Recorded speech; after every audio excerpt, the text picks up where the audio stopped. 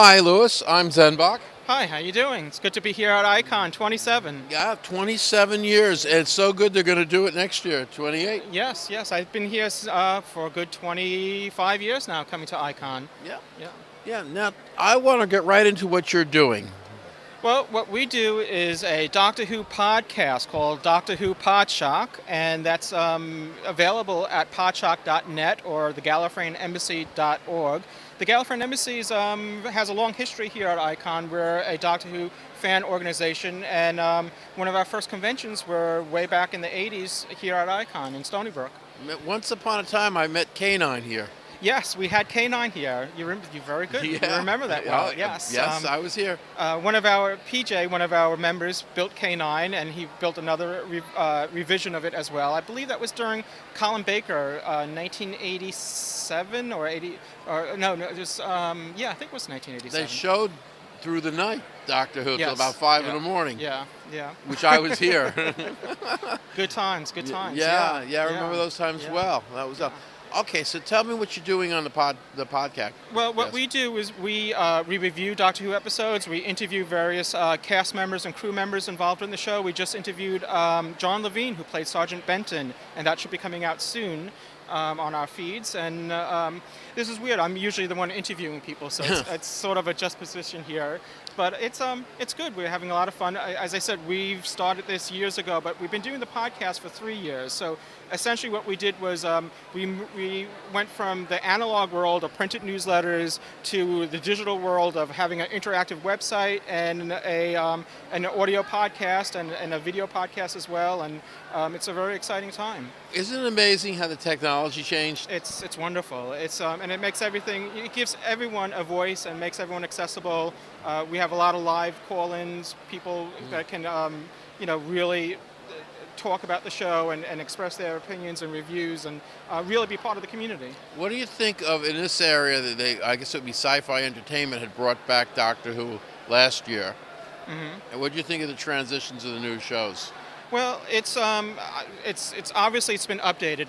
The key with Doctor Who, what makes it so, what makes the show live so long is that it just like the title character, it's constantly regenerating. So, which with each new producer, the show kind of regenerates, and it's been several years. It was 16 long years without any new Doctor Who, with the exception of the 1996 TV movie, without any new regular Doctor Who coming to our small screens. So.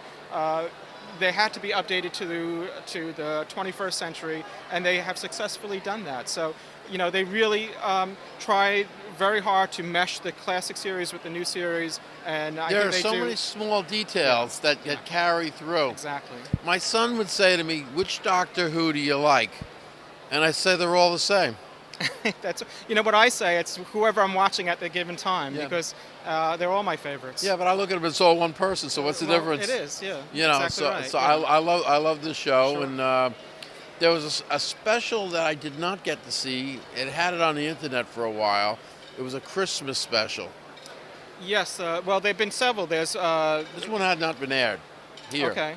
All right. Well, there's probably the most recent one, which was.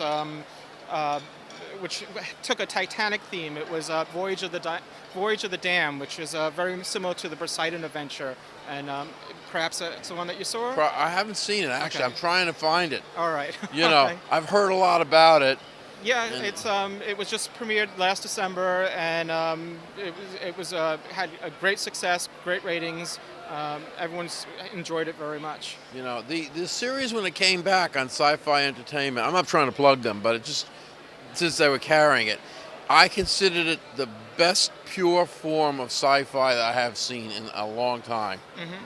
Well, it's great because it's very much it's there's something for everyone there. No matter what age you are, it's family viewing. So if you're 8 or 80, you can really take away something from it and enjoy it.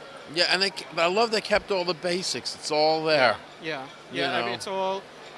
If you're a traditional Doctor Who fan from the series way back, you'll find what you loved. The ingredients are still there, so it's just a matter of being exposed to it. There was a time there was a fellow named Baker.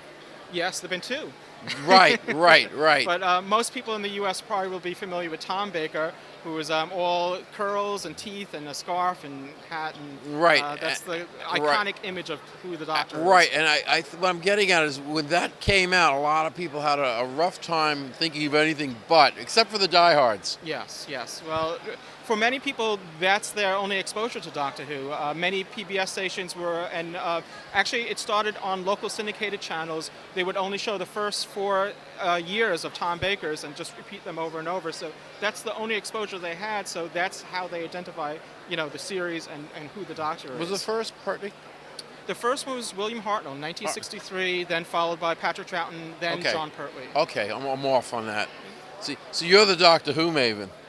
I'm not. I watch the show, but it's 3 in the morning when I finally caught it back. Well, but it's not to your fault. It's because they don't show those classic series anymore. So you're just not being exposed to it, and the audience at large isn't seeing it, which is really a shame. It's available on DVD, but you have to go out and get the DVD and know what you're looking for. Somebody dropped the ball because this show should have continued right along after the. Oh yeah. I believe that wholeheartedly.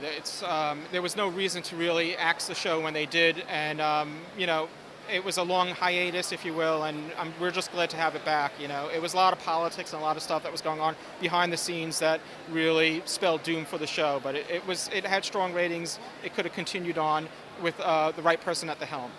But it's amazing how the fans found ways to get the whole of the series. Well, to their credit, they bridged the gap. During those lean years when there was no Doctor Who coming out, fans got together, started doing audio plays, and then they became professionals. Big Finish Productions that do audio dramas for Doctor Who is now licensed through the BBC to come out with official Doctor Who material, and they're thriving today. Absolutely. Well, I'm not going to tie up all your time here. In fact, if you want, we can beam out. Have you ever beamed out? It's been a while. We can beam out. That would be great. Unless you got something else you want to add, I don't want to rush you. Oh, no. This has been fantastic. I just wanted to thank you for this Oh, opportunity. well, thank you too. Thank you. Thank you too. Or I should say, live long and prosper. Long Island arthritis, and for my unknown brother out there in the land of another country, I did it for you. Okay, let's get the beamer now. We're gonna go. Cheers, everyone. It comes from up there. Here we go.